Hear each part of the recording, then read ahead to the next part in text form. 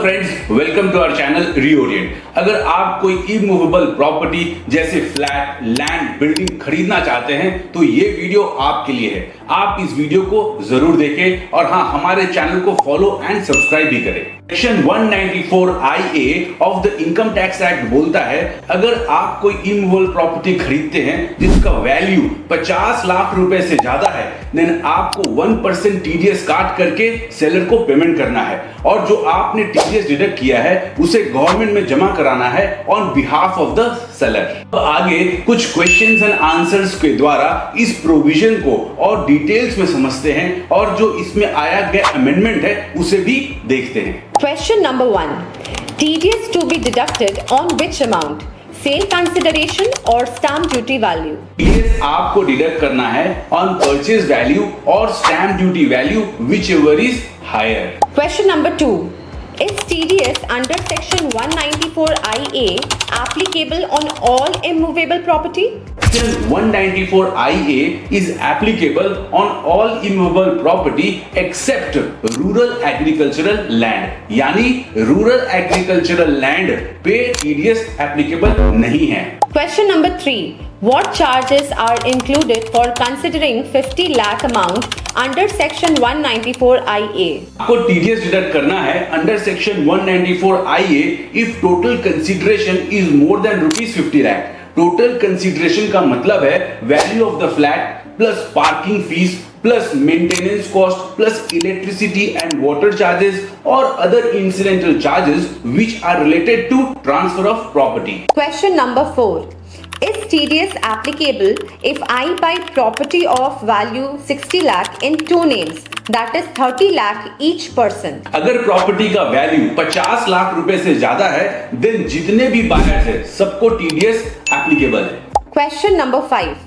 Is TDS applicable if there is more than one seller of single immovable property, the value of which is more than 50 lakh? अगर single property का value 50 lakh रुपए से ज्यादा है, then TDS applicable होगा, चाहे एक से ज्यादा बायर हो या एक से ज्यादा सेलर हो। Question number 6.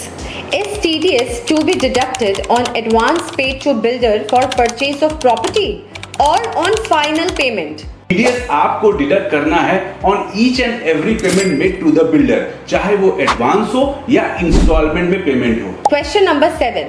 What is the implication of non-deduction of TDS? अगर आपने टीडीएस डिडक्ट नहीं किया है, देन इनकम टैक्स से नोटिस आएगा कि आपने फॉर्म 26Q भी फाइल नहीं किया है on purchase of the property. ये प्रॉपर्टी परचेज वाली इंफॉर्मेशन इनकम टैक्स डिपार्टमेंट को रजिस्ट्रार या सब रजिस्ट्रार से मिल जाता है। आपको बाद में इंटरेस्ट के साथ टीडीएस का अमाउंट जमा करवाना होगा और पेनल्टी भी लग सकता है। Question number 8. What are the steps to pay TDS through Challan and obtain Form 16? देखते हैं the steps which is required to be followed. Step 1. आप अपना इनकम टैक्स पोर्टल में लॉगिन करें, फिर ई-पे टैक्स वाले बटन को सिलेक्ट करें। स्टेप 2. उसके बाद ये पेज खुलेगा, उसमें न्यू पेमेंट वाले बटन को प्रेस करें। स्टेप 3. अब आपके स्क्रीन पे ये पेज खुलेगा, इसमें आप फॉर्म 26QB वाले बॉक्स को सिलेक्ट करें। स्टेप 4. इस पेज में आपको बायर्स डिटेल यानी जो प्रॉपर्टी खरीद रहा है उसका डिटेल्स डालना है, जैसे नेम, एड्रेस, आधार, पैन एसेट्रा। अगर एक से ज्यादा बायर है, देन यस बटन को क्लिक करना है, देन कंटिन्यू वाले बटन को प्रेस करना है। स्टेप 5. इस पेज में आपको सेलर का डिटेल्स पुट करना है, जैसे name, pan, address etcetera. Step 6. इस पेज में आपको प्रॉपर्टी का डिटेल्स डालना है, प्रॉपर्टी का address, date of booking, purchase value, instalment payment और लमसम पेमेंट एसेट्रा। स्टेप 7.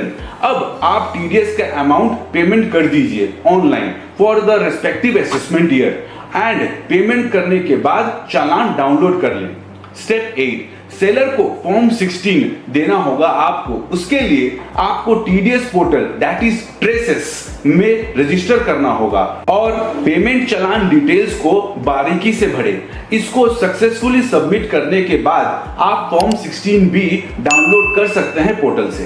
तो TDS on purchase of immovable property के बारे में आपको डिटेल्स में समझ में आया होगा और इसमें जो अमेंडमेंट आया है मैंने इस वीडियो में उसे भी कवर किया है। इस टाइप के और कंटेंट्स या इंफॉर्मेशंस देखने के लिए आप हमारे चैनल को फॉलो करें एंड सब्सक्राइब करें। धन्यवाद।